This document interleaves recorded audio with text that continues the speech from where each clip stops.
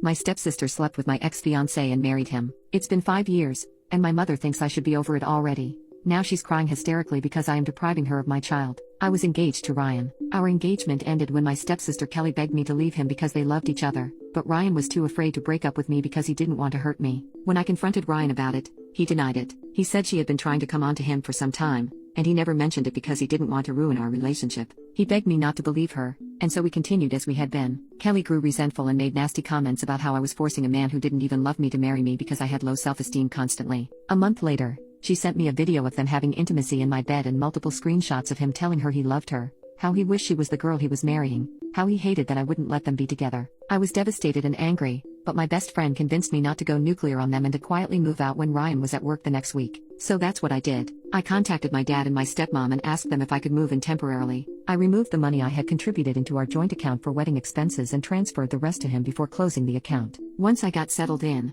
I sent all of the screenshots she sent me to our relatives and his. Ryan tried to get back together with me multiple times, but I ended up blocking him when I found out he had proposed to her with the same ring he gave me. I left it behind. Now Kelly is my stepsister from my mom's side. I have another stepsister and stepbrother from my mom's second marriage and a half-sister. They all went to the wedding. Whenever I tried to express myself, I was hurt by the fact they were just supporting Kelly and Ryan as though what they did to me meant nothing. They would shrug it off and say they couldn't cut them out completely because they were family. I haven't spent a single holiday with my mom's side since neither has my older biological brother or sister. I only see my mom and half-sister when I invite them over to my place, as Kelly and Ryan moved in with my mom and my stepdad a year after they got married. Our relationship is rocky, but I've grown closer to my dad/stepmom and their children, who have all been very supportive since this all happened, so it's not all been bad. On New Year's Day, my boyfriend, now husband, proposed to me. We had a small engagement party, to which I invited my mom and half-sister. They never turned up because I was excluding half of our family. I never invited my stepdad or stepsiblings because they were pretty hurtful when it came out that Kelly and Ryan were sleeping together. They claimed it wasn't their fault I got in the way of true love and made me out to be some vindictive Disney villain for being angry with them.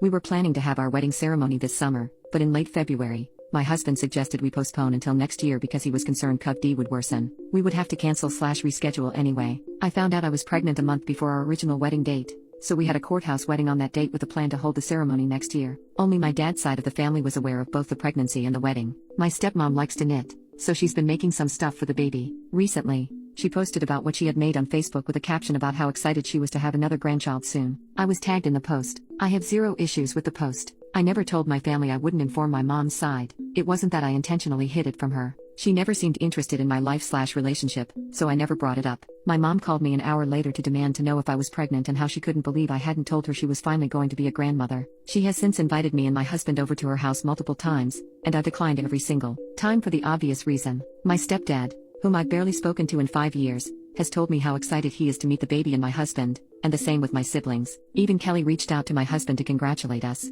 I was furious. The next time my mom and stepdad called me, I finally laid into them. I told them I didn't want them to keep inviting me over when they knew I would be forced to see Kelly and Ryan if I came. I told them how hurt and angry I still am over what they did to me and how my family dismissed my feelings. I told them how they wouldn't throw Kelly and Ryan away, but they were so quick to leave me out to rot while I was going through the worst betrayal I'd ever experienced in my life.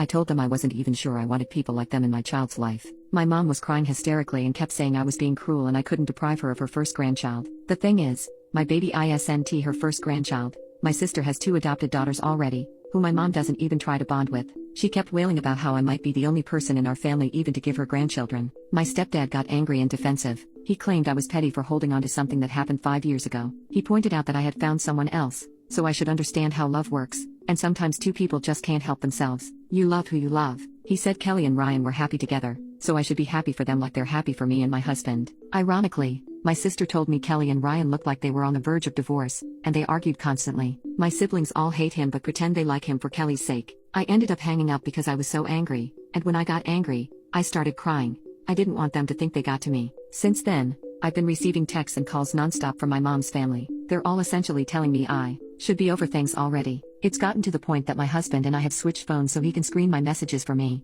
and I don't have to read them. How do I make my family understand just how unforgivable what Kelly and Ryan have done to me is? I would prefer not to go completely without contact, but is that my only option here?